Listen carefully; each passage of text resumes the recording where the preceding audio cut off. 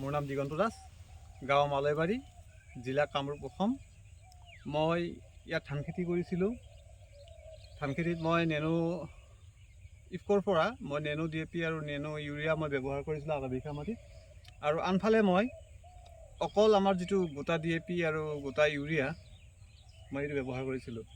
এতিয়া মই দেখিলোঁ যে য'ত মই নেনো DAP নেনো ইউৰিয়া ব্যৱহাৰ কৰিছিলোঁ তাত মই দেখিলোঁ 1 কেজি 530 গ্ৰাম ওলাইছে নেনো DAP ব্যৱহাৰ কৰাটোত। আৰু আনফালে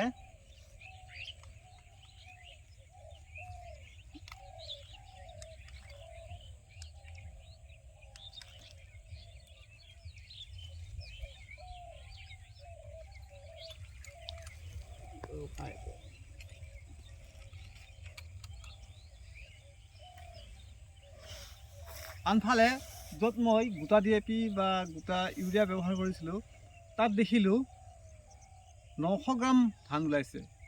গতিকে মই আপোনালোকক এইটোৱে ক'ব বিচাৰোঁ যে মই নেনো DAP নেনো ইউৰিয়া ব্যৱহাৰ কৰাখিনিত মোৰ বেছি প্ৰডাকশ্যন হৈছে, আৰু য'ত মই গোটা DAP গোটা ইউৰিয়া ব্যৱহাৰ কৰিছিলোঁ তাত প্ৰডাকশ্যনটো কম হৈছে।